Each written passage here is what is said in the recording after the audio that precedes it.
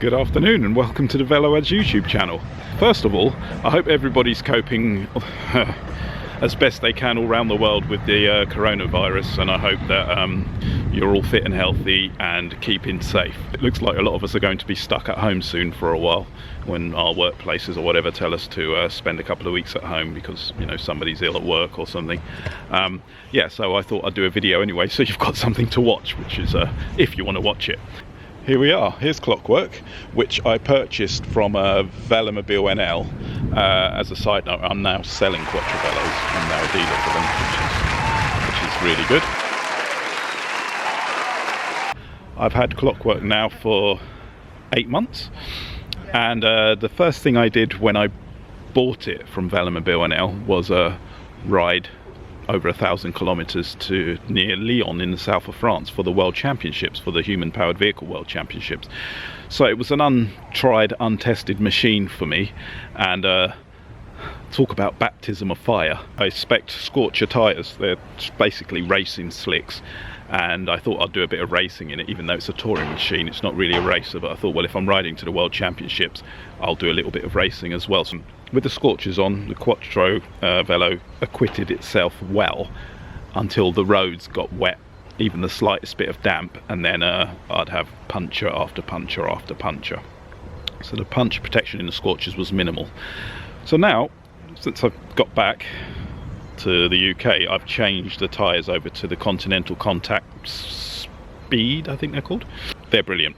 Punch resistance is really good. Not as fast, not quite as fast as the Scorchers, but not too far off. They work really well, so I'm really happy with those. They've got a lot of grip as well in the wet, so you don't have to worry about Scorchers didn't have much grip in the wet, so you were sliding around a little bit. But yeah, Continentals, which are these here, and they have the reflective band around them. Really good and pretty cheap as well. I had noisy rear dampers in the back down in here, which is where they're stored. Show you quickly. So yeah,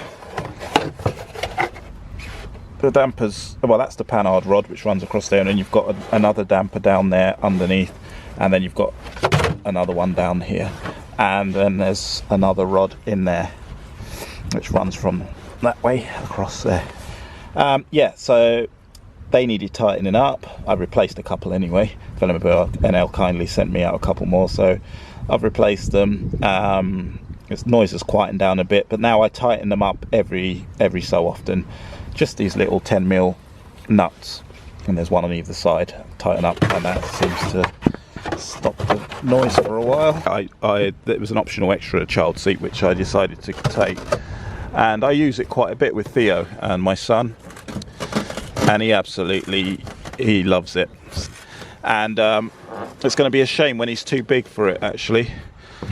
In a way, it's a shame when he's too big for it, but then I won't have to lug him around because he's getting heavier now, and uphill, you know, with him you're sort of pootling along at 20 kilometers an hour uphill, but then on the flats and downhill you don't really notice that he's in there at all. So that's really good. So yeah, that's the child seat. It doesn't really weigh anything. It's made out of carbon fibre, so works really well. And he's got his little windows here so you can see out of, which I can remove in the summer. And he has 3 little holes there for ventilation, and he can see out of those now as he's getting a bit taller. Still got the big old boot in there which I chuck everything in. Rain cover goes in there. Not like the other Velomobiles that you can buy on the market. The rain cover, you just chuck it in the boot. Well, I do.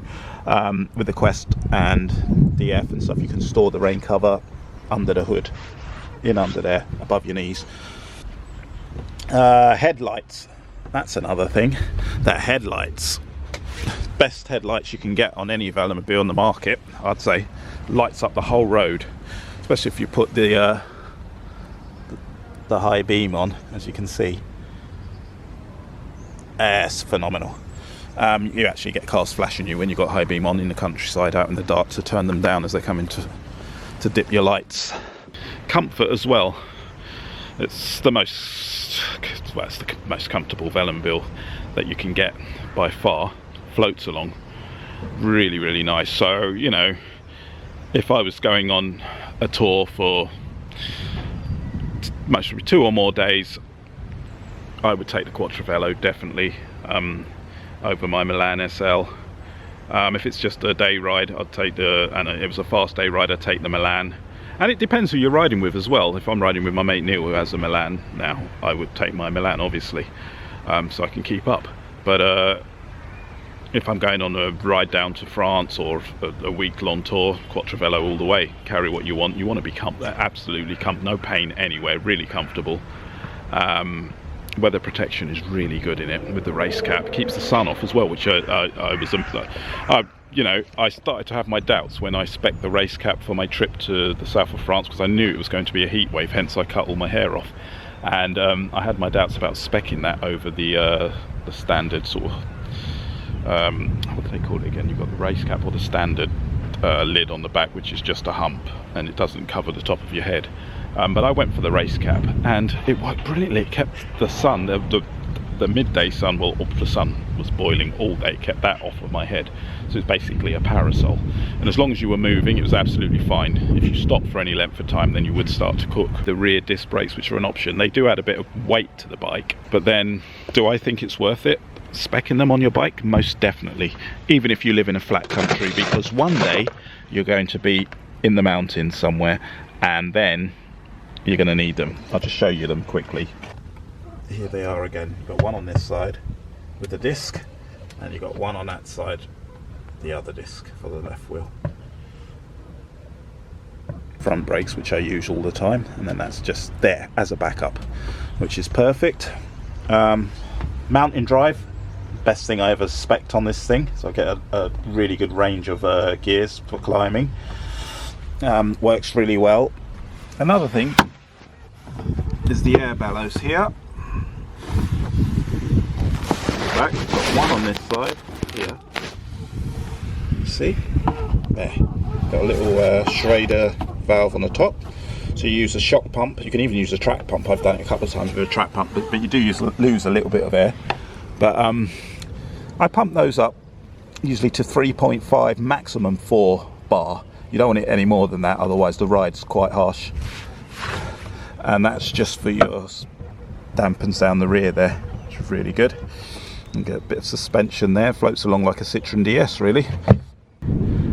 And the battery life is really good as well on this thing. Even with the headlights on, it's usually 5-6 hours I found on one battery, and I have 2, well actually I have 3.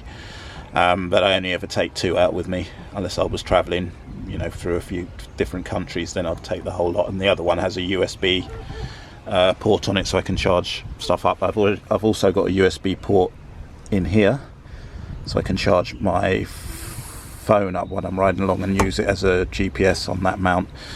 So that works awesomely. That's just a great tool. Elbow rests, wouldn't be without them. Absolutely brilliant. Yes, all in all, a super duper machine. Love it. And this one is staying. So that, ladies and gentlemen, is the Quattrovelo. Yeah, so overall, am I happy with my purchase? Yes. And will I ever get rid of this bike? No. You know, it's not the fastest kid on the block, it's the most comfortable. And another thing is handling. I almost forgot handling. It does inspire you to go ridiculously fast, because you know that, you know, it's a four-wheeler. Even if you get a puncture on any of the corners of this bike, any of the wheels, if you get a flat on any one of the wheels, you're okay. Then you're down to 3 wheels, which is what most other Velomobiles have. So awesome. Works really, really well. So you don't worry about that when you're hurtling down hills at 70, 80, 90 kilometers an hour. You know that the thing is solid as a rock.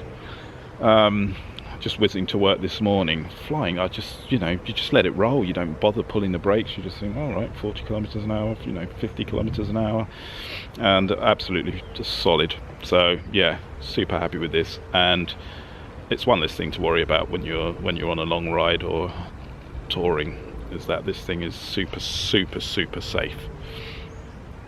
So yeah, Clockwork Orange in a nutshell. Great bike, still 10 out of 10.